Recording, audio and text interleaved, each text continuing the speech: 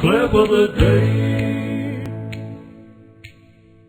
I had something similar on the encryption, but I like the exchange between Senator Roy Blunt, who is Mississippi. I think he's Mississippi. Maybe. Yeah. I'll look it up. And he's a Republican. Thank you, Senator. The recruitment tends to take place. All right, this was about ISIS recruiting through cyber. In a way that we, with lawful process, can see it, either usually on Twitter or Twitter direct messaging. There's some intel we didn't have yet. That they apparently can get Twitter direct messaging, which are not encrypted because they're not encrypted. Mm-hmm. And then, if it looks productive to the ISIL recruiters, they move them to the end-to-end encrypted communication. And so, a major concern is, what are the guys in Syria telling these guys, and what are they telling them back? And what are they saying to their buddies using encrypted platforms within the United States? So, hey, Ahmed, buddy. What? He's from Missouri. Ahmed, buddy. I got to tell you something. It's both the international, right, and the local within a network in the United States. I guess what I'm asking is, listen to these guys completely lose the plot on how any of this works, and pretty much say, no matter what you want to do, it's still not going to work. That the international encrypted equipment is still available. Is there anything we can do that stops that from being a problem that you can't penetrate?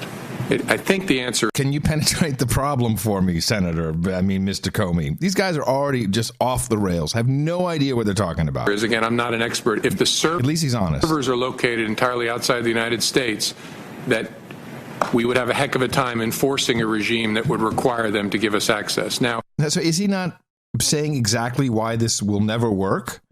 Is that if the service or the service is run in a country that will not comply with whatever we tell them to do, then people will just use that. That would be that's what they would, Well, I suppose an expert might say... Of course, what neither of them, what both of them failed to realize is that there's also the devices themselves that have a lot of this built in. Browsers. Browsers. You know, you'll certainly have to have a key for that then, because there's also encrypted HTTPS. Yeah, well, but if it transits the United States, there's some way we can impose our will on it. I just don't know well enough to evaluate that. So I do think one of the challenges that people have raised with this is, say, even if we fix our problem, you have to address it in some fashion internationally, because the really bad guys will move to infrastructure that is in Western Europe. And so to solve your problem... Hey, guess where we're going next? Where the really bad guys are. Western Europe. Hello, Western Europe. We're coming for your really bad guys. People say, America's got to get its act together, and it's the big dog, so you probably ought to do it first. Well, we're the big dog. Hey, we're going to do this. You do it. We're the big dog. Then your colleagues and allies in Western Europe have to get their act together to make sure there isn't a safe haven there. Now, that still leaves you with people who might want to move their infrastructure to some other less well-governed part of the world. Yemen. So you're always pick and choose wherever we want to have regime change. Going to have a small part of that problem, but I think the main part of the problem could be dealt with North America and Europe focusing on it. And is Europe focusing on it? Yes. As I think I said earlier, the UK and France are a little bit ahead of us on this. Yeah, good work, UK. French in particular, in the wake of Charlie Hebdo and the Brits. Both, as I know the British better, have legislation that requires access to communications. Their challenge is the reverse of what you're saying.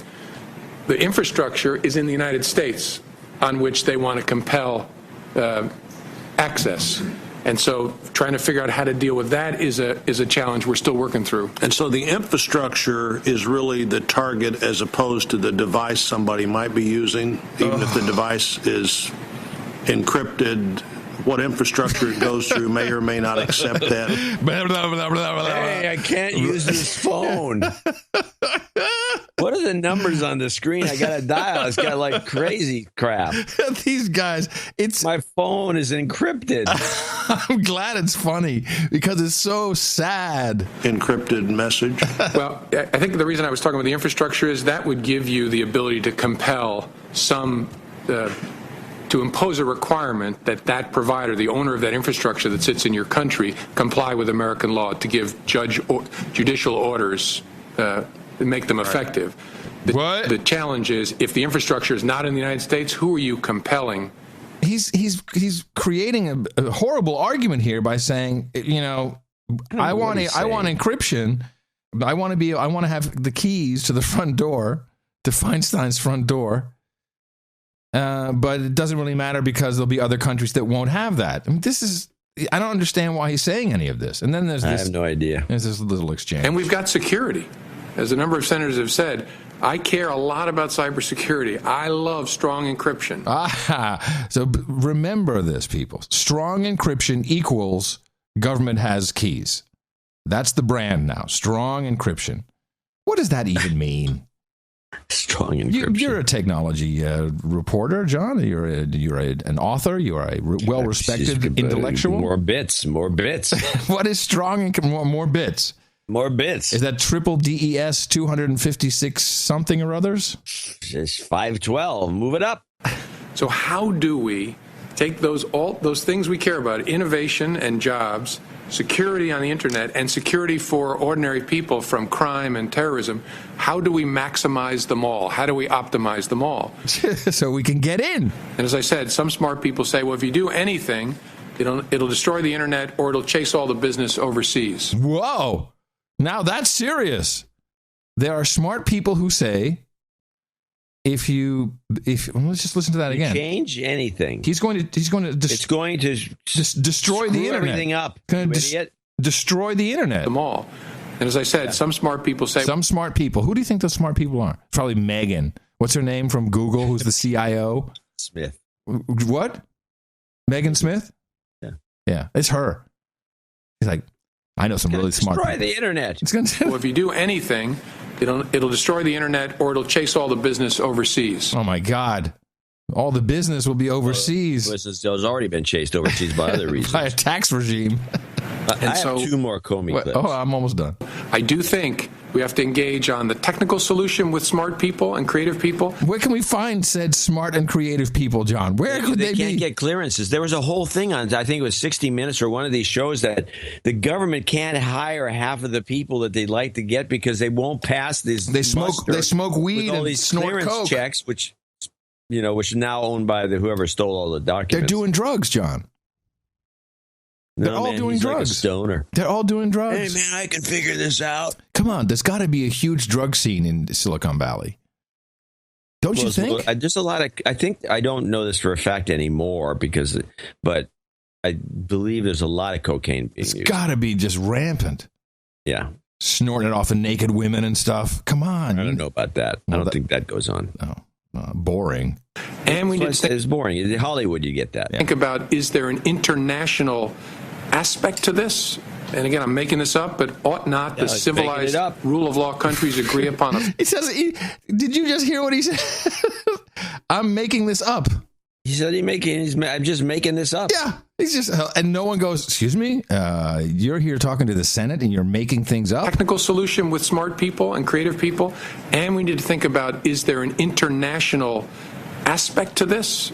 And again, I'm making this up, but ought not the civilized rule of law countries agree upon a framework that makes sense? Oh, framework. Sometimes people say to me, well, if we do this for you, we got to do it for China. Yeah. And my response is, well, if China wants you to do for me, for them, what I want you to do, which is require me to go to an independent judge, show probable cause, get a written order, right? Be subject to all this constraint and oversight. That would be great for the Chinese people. Yeah. I don't think China wants you to do what I want you to do, so I'm less worried about what we agree to being used against us in China, but I am worried about this point that's raised about chasing business to other parts of the Western world, which is why I think we got to be thoughtful about it. Ugh. This guy. He's got to go. Oh, he's in for the long. No, he is in for a reason. I'm telling you, something's going to happen with banks because this guy is a banker. Yeah, he's a banker. You might be right. HSBC, and he's in there for a reason. This is Comey on Twitter. Play this clip, and then I just want to reiterate for everybody: this is the current director of the FBI. He was on the board of HSBC, I believe, during the money laundering days. The money laundering days of the Mexican drug cartels. and now he's the director of FBI. So he's got the goods on lots of people, and he's in this position for a reason. Maybe when something happens. You can intercept the data, but it's gobbledygook. Gobbledygook. And we can't break that encryption. Right. It's gobbledygook. Yeah, that part I understand. Okay. So the social media platforms, they still see no issue once it's clearly known that this is an illegal activity that's happening on their platform. Is their response to say you can't do that on our platform, or their response is, hey, we're just open for anything, whether it's prostitution, child porn, or terrorism, you can use it? Oh, I'm sorry. I misunderstood the question, Senator. They're being quite good about stop for a second. It's called the digital millennium. The question the guy asked, which is essentially that question, the one you just heard, with a bunch of crap about encryption. And finally he gets back on track. Yeah, but this guy's a moron. Has he not heard of the DMCA? Well, here we go. Oh, same clip, just continue?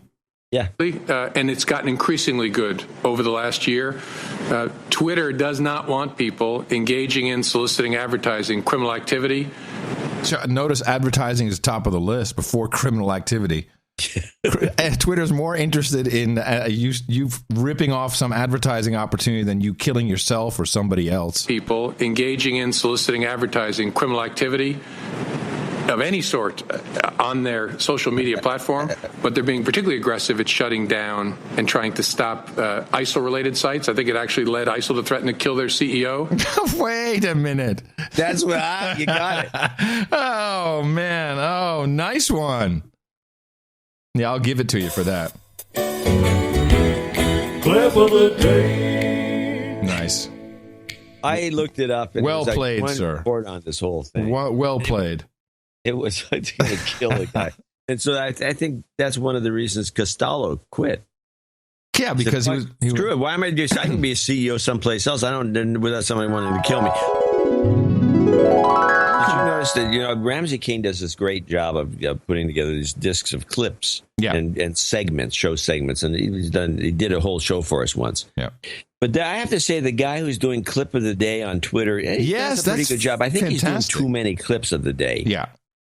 But at least there's two guys. There's one guy on Twitter, and he's gone back through all the episodes and gives us the clip of the day from the episodes. And there's another guy who's doing famous No Agenda quotes from going back to episode. Yeah, I haven't seen the No Agenda quotes guy. Well, they're usually my quotes. Oh, that's probably why. But the Clip of the Day, guys, has got so look around on Twitter. That's pretty cool. I think just Clip of the Day is the name of this. Pretty cool. The account.